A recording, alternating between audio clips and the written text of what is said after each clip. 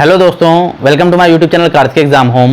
देखिए, सरकारी अस्पताल की वैकेंसीज निकली हुई हैं। सरकारी अस्पताल में जो क्या कहते हैं कुछ पोस्टें हैं, उस पर वैकेंसी निकली हुई है, तो मैं उसी के लिए आपके लिए एक अपडेट लेके आया हूं।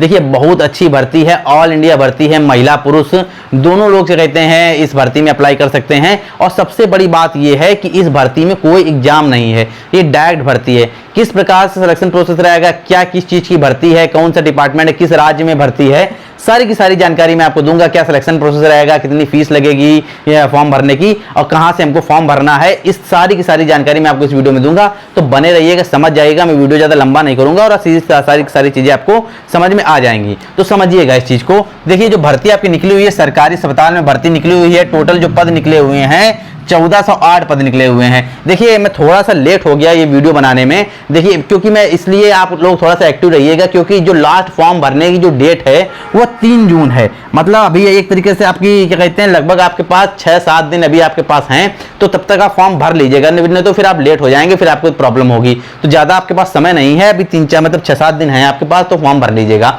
आप समझ लीजिए भर्ती किस चीज़ की है, ठीक है। 1408 पद हैं, ठीक है। इसके बाद जनरल कैटेगरी के लिए 400 हैं, ओबीसी के लिए 308 हैं, ईडब्ल्यूएस के लिए 103 है, एससी के लिए 297 और एसटी के लिए, सॉरी मैंने यहाँ गलत लिख दिया है, यहाँ पर लगभग 290 पद के आसपास जो हैं वो क्या कहते हैं हमारे एसटी के हैं। समझ गए ना। अब क्या कहते हैं इसमें कोई भी आपका कहते हैं कोई भी आपका एग्जाम नहीं है, ठीक है। किस तरीके से भर्ती है, और मैं आपको बता दूं पहले किस चीज़ की भर्ती है। ये कंप्यूटर सहायक की भर्ती है, कंप्यूटर सहायक। अब देखिए, जैसे मैंने कंप्यूटर सहायक बोला, आप लोगों को ये समझ में आ रहा होगा कि इसमें कोई कंप्यूटर का डिप्लोमा वगैरह मांगेंगे। देखिए, ऐसा कुछ नहीं मांगेंगे, कुछ भी नहीं मांगा गया है। सबसे अच्छी बात यही है, मात्र मांगा क्या गया है आपको क्वालिफिकेशन में, आपका मात्र क्वालिफिकेशन 10th पास मांगा गया है। आपने किसी भी बोर्ड से 10th पास किया हो, कितने परसेंटेज हो कोई मायने नहीं रखता है। ग्रेड से पास हुए हैं, क्या कहते हैं कैसे भी पास हुए हैं, बस आपको पास होना चाहिए, हाई स्कूल बस आप पास होने चाहिए, और कोई मायने नहीं रखता है। अब देखिए, क्या कहते हैं ऑल इंडिया भर्ती है, मेल एंड फीमेल। कितनी एज तक भर सकते हैं? 18 से 40 तक भर सकते हैं। ओबीसी वाले 43 तक भर सकते हैं, 18 से एससी एसटी वाले 45 तक भर सकते हैं। यही महिलाओं के लिए है। अब देखिए, बहुत लोग ये कह रहे होंगे कि सर सरकारी नौकरी है तो लेकिन सैलरी बहुत कम होगी। अच्छी खासी देखिए सैलरी है, 20,500 रुपए सैलरी है। देखिए, मैं आपको बार बार बोल रहा हूँ, एग्जाम रिटन एग्जाम कोई भी नहीं है। 20,500 बेसिक सैलरी है। इसके बाद आपको टीए मिलेगा, टीए मिलेगा, डीए मिलेगा, ठीक है। और एचआरए अगर सरकार रहने के लिए आपको नहीं देगी, दिल्ली गवर्नमेंट आपको रहने के लिए नहीं। सबसे बड़ी बात ये दिल्ली की है, जॉब लोकेशन कहाँ की है? दिल्ली की। दिल्ली की सरकारी अस्पतालों में भर्ती निकली हुई है, ठीक है ना। दिल्ली के सरकारी अस्पतालों में अगर जॉब लोग क्या कहते हैं, अगर आपको क्या कहते हैं सरकार रहने के लिए नहीं देगी तो आपको एचआरए देगी, हाउस अलाउंस देगी, ठीक है, एचआरए देगी। ये क्या कहते हैं 20,500 के बाद मिलेगा, टीए मिलेगा, डीए मिलेगा, एचआरए मिलेगा। इसके बाद आपका फंड कटेगा, तो कुल मिला फंड आपका जो होता है ये प्लस होता है, ये सारी चीजें प्लस होती हैं, और फंड जो होता है वो कटता है, फंड कटता है। जो आपकी क्या कहते हैं इन हैंड सैलरी बनेगी जाके, वो लगभग आपकी 29,000 के आसपास बनेगी, जाके 29,000 के आसपास बनेगी। आपके दिल्ली के सरकारी अस्पताल में ड्यूटी है। कंप्यूटर सहायक होता क्या है, क्या काम होता है, मैं भी वो भी आपको बताऊंगा, समझिएगा पहले इस चीज को, ठीक है। 29,000 के आसपास बनेगी। दिल्ली के सरकारी अस्पतालों में आपकी ड्यूटी है। दिल्ली के सरकारी अस्पताल कैसे हैं बताने की जरूरत नहीं है आपको, ठीक है। तो आपको अच्छा खासी लोकेशन मिल रही है आपको काम करने के लिए, और अच्छा खासा ठीक ठाक सैलरी है। और सबसे बड़ी बात यह है कि सिलेक्शन लेने के लिए कोई भी एग्जाम देने की जरूरत नहीं है। अब क्या कहते हैं, देखिए क्या कहते हैं जनरल ओबीसी के लिए कितनी, जनरल ओबीसी ईडब्ल्यूएस कितनी फीस रखी गई? 100 रुपए। एसटी एसटी और फीमेल के लिए कितनी फीस रखी है? 0 के लिए 0 रुपए। मतलब फीमेल चाहे किसी भी कैटेगरी की हो, चाहे जनरल कैटेगरी की भी हो, ओबीसी की हो, ईडब्ल्यूएस की हो, कोई भी हो, उनके लिए 0 रुपए फीस है। अब समझिएगा कि आपका काम क्या होता है कंप्यूटर सहायक में। अभी मैं बताऊंगा क्या क्या चीजें आपको चाहिए, लेकिन इसका काम समझ लीजिए। देखिए, जब आप किसी भी सरकारी अस्पताल में गए होंगे तो सबसे पहले आप जाते सीधा डॉक्टर के पास नहीं जाते हैं। सबसे पहले आप एक पर्ची बनवाते हैं, अपना एक तरीके से अपना क्या कहते हैं अपना डिटेल भरवाते हैं, वहां पर अपना पर्चा बनवाते हैं। इसके बाद वो लेके आप क्या कहते हैं डॉक्टर के पास जाते हैं। तो बस वही पर्चा बनाने वाली जो नौकरी है, जो पर्ची बनाने वाली जो नौकरी होती है, वही चीज है बनाने वाली जॉब, ठीक है। बस वही चीज है, वही आपका काम है। बस आपको कंप्यूटर वगैरह चलाना आना चाहिए। वहां पर आप कैसे आपको टेस्ट लेंगे आपको मैं वो भी आपको बताऊंगा, ठीक है। तो आपको चलाना आना चाहिए बस। आप समझ गए ना ये कौन सा काम है।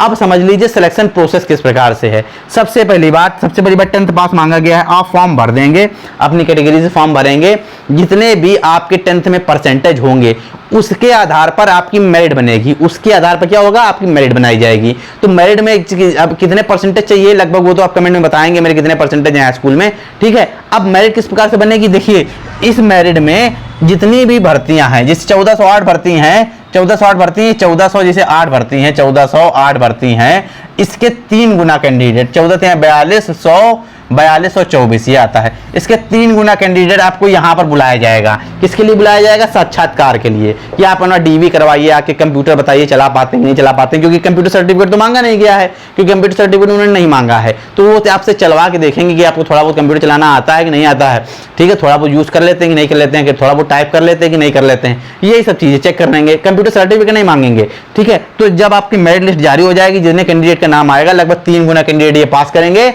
इसके बाद आपको साक्षात्कार के लिए जब बुलाएंगे वहां पर आपसे कंप्यूटर को थोड़ा बहुत चलवाएंगे कि आपको मेल वगैरह भेजना आता है कि नहीं आता, पर्ची काट पाएंगे कि नहीं काट पाएंगे, इसमें देखेंगे। इसके बाद वहां पर सेलेक्ट करेंगे आपको, ठीक है।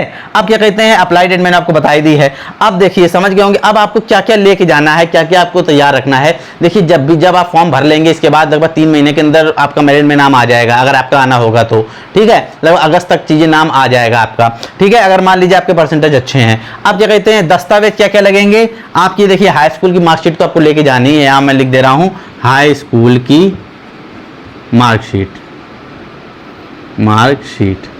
आपको लेके जानी है। अपना रिज्यूम लेकर जाना है, रिज्यूम में सब कुछ आप नहीं, रिज्यूम आप समझते हैं तो बस किसी कैफे में जाइएगा, वहाँ बनवा लीजिएगा कि हम इतने पढ़े लिखे हुए हैं, ये मैंने क्वालिफिकेशन की। मांगा आपसे हाई स्कूल गया, लेकिन रिज्यूम में सब कुछ लिखवाइएगा जो जो आपने किया हुआ है। अपने दस्तावेज भी ले जाइएगा, हो सकता है चेक हो जाए, ठीक है। तो अपने रिज्यूम कायदे से बनवा लीजिएगा। आधार कार्ड आपका सही होना चाहिए, नाम पापा का नाम, एड्रेस, डेट ऑफ बर्थ सब सही होनी चाहिए, हाई स्कूल की मार्कशीट के अनुसार होनी चाहिए। पैन कार्ड आपका बना होना चाहिए।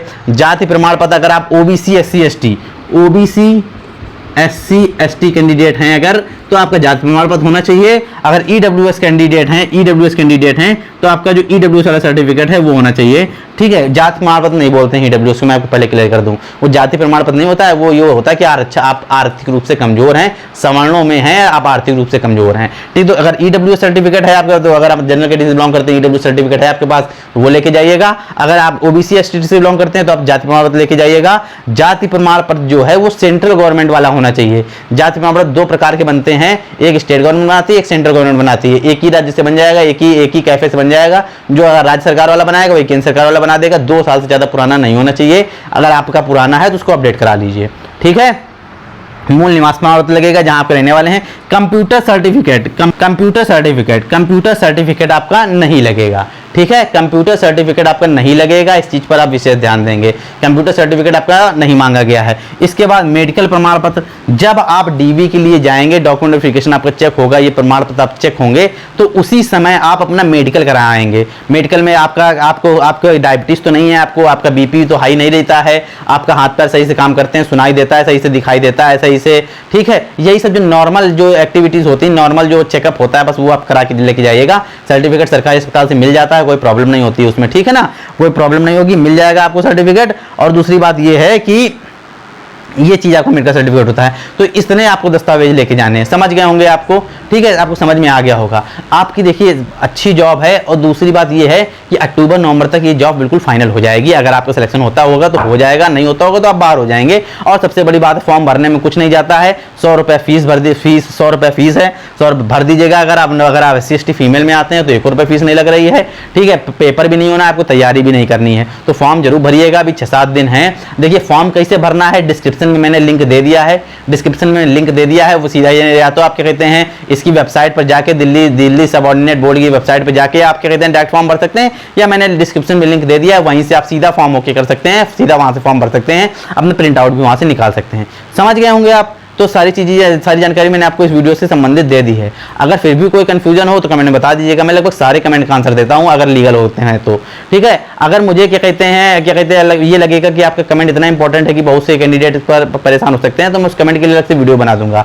फिलहाल आज की वीडियो में इतना ही। जानकारी अच्छी लगी हो, यूजफुल लगी हो तो वीडियो को जरूर लाइक कीजिएगा। चैनल को सब्सक्राइब नहीं किया है तो सब्सक्राइब जरूर कर लीजिएगा, ताकि सरकारी नौकरी जो जितनी भी इंपॉर्टेंट अपडेट हैं वो समय समय पर आपको मिलती रहें।